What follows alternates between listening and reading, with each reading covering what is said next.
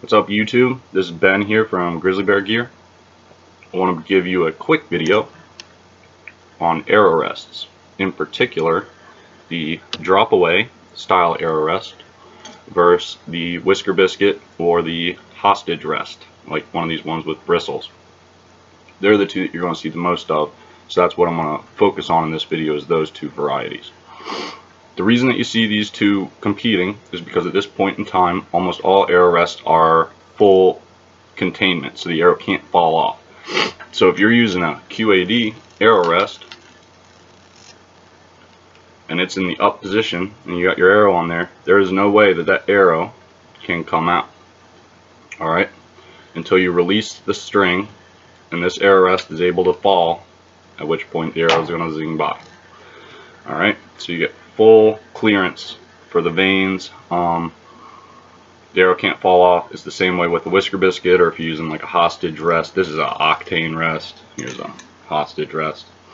The reason that you won't see like a lizard tongue, like a target rest used for hunting, is because it's so easy for that arrow to just fall right off of the lizard tongue.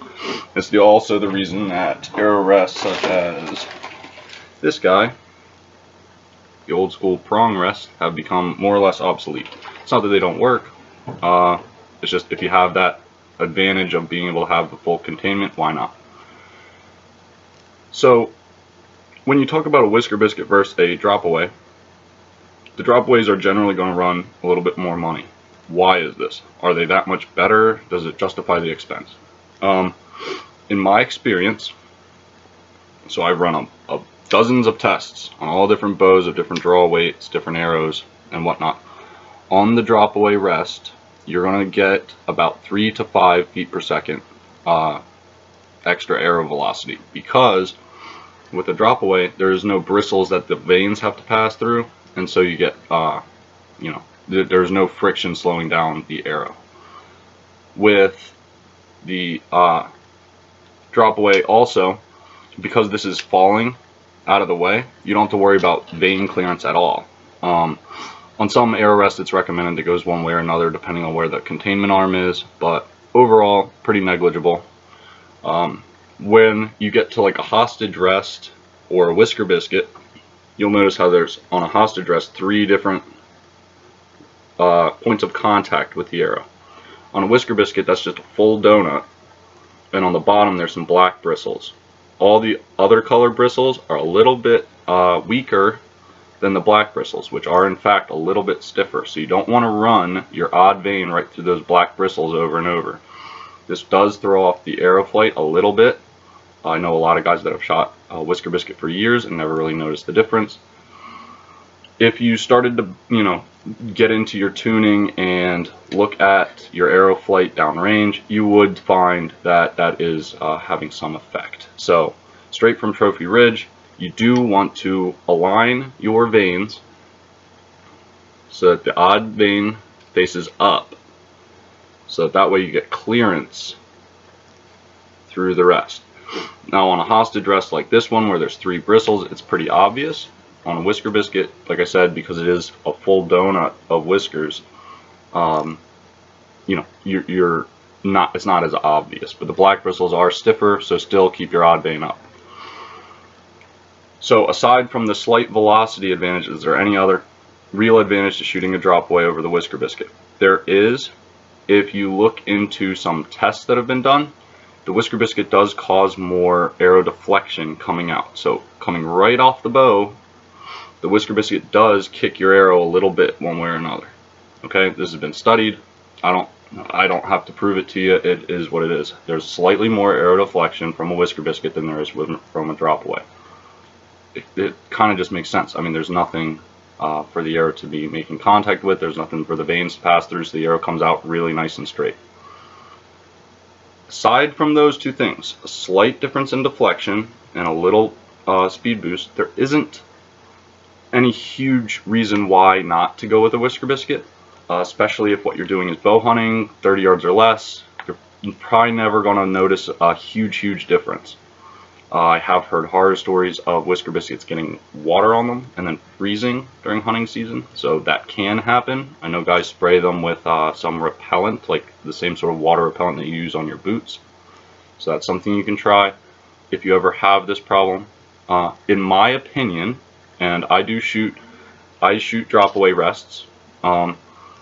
It's worth the advantages. I mean, how much effort do you go through to try to get those extra 5 feet per second? And don't lie and say, oh, I don't care about speed, because those guys are, your speed is your energy. This is what's pushing the arrow through your quarry. I mean, if you don't care about speed at all, then why do you shoot a 70-pound bow? Why do you shoot a 60-pound bow? I mean, if we're hunting white-tailed deer, why don't you just stick with 40, 45 pounds like Uncle Ted, and you know, proven fact that at 30 yards or less you're going to get a pass through. Why not? If speed doesn't matter, you know, speed matters. So you're spending a lot of money. People choose a bow over another bow, you know, for 5-10 feet per second. So if you can make an accessory upgrade, sometimes for almost the same price or just a little bit more, why wouldn't you do that, I guess is my question. I know that a Whisker Biscuit is something that there's no mechanism inside, so there's that advantage it has. If you're nervous about one of these breaking down, it's validated. It's validated. It can happen. I have never had one fail. That being said, I have seen customers bring me bows with their arrow rests a little bit jacked up. It's usually user error. I can't honestly say I ever saw like a QAD arrow rest or like your trophy taker or even an NAP fail on somebody. Usually it was operator error. They were walking through the brush and their cable gets ganked or something, or it wasn't set up quite right to begin with. So in my opinion, the durability is a wash because the Whisker Biscuit can freeze, it wears out, it does chew up veins. So when you shoot through a Whisker Biscuit over and over, eventually you will find that your veins start to get pulled up from the front because the whisker's constantly brushing that and putting wear and tear on your arrows. So another consideration, you're going to spend more money refletching your arrows. Now this is all just my opinion. You guys can do whatever you like. I do prefer the drop away. If you look, this is the one I shoot. This is your QAD HDX. This one actually has, if you look closely, my name etched into it. I'm not being paid to make this video. However, they did send me a pretty cool arrow rest, QAD did, with my name on it. There's a lot of good manufacturers of dropaways. I named a couple. I really like these QAD HDXs. Now, what there is then there's a slightly cheaper option for about $100. That one's a good one. The only difference is on the HDX you get a dampener to help absorb some of the vibration and noise. On the slightly cheaper one you do lose that. The way that it adjusts a little bit different, and that's about it. I mean, other than that, those two are about the same. Now if you drop down to like the $55 QAD, you're going to start to run into some problems. The containment arm is plastic, it's held in with a set screw. The mode of adjustment is entirely different, and this arrow rest, what it doesn't have is on a QAD or most high-end dropaways, once they fall, they can't come back up. There's a mechanism in there that prevents that rebound. On the cheap QAD, there isn't that. So when it drops, it's half likely to kick back up on you a little bit, okay, and nip your veins as they pass over the top. So that cheap, like $55 QAD, I don't recommend. I know, like, especially if someone's starting out, it might be a good way to go to keep your overall cost down to begin with, for a kid, things like that. So I understand if you want to go with one, but be aware that the cheap QAD isn't the same thing as like the HDX. The $100, $105, $110 option is a good one. I see no reason why not to go with that if you're trying to save a buck. And again, if you want to shoot a Whisker Biscuit, more power to you. They are a tried and true method at this point. There is just slight little differences that I think, if money is no issue and you know you're willing to spend an extra 25, 30 bucks to go with a drop away, I would. That's just my opinion. Again, you guys can choose to do whatever you'd like. We do sell all the arrow rests that we talked about on this video on grizzlybeargear.com, where 10% of all proceeds goes directly to conservation. So I'd appreciate if you guys would at least check out the website, shop there. I do have a lot of good informational articles on the website that you guys can get some more information. I'm coming out with these videos very frequently. Tons of good archery information.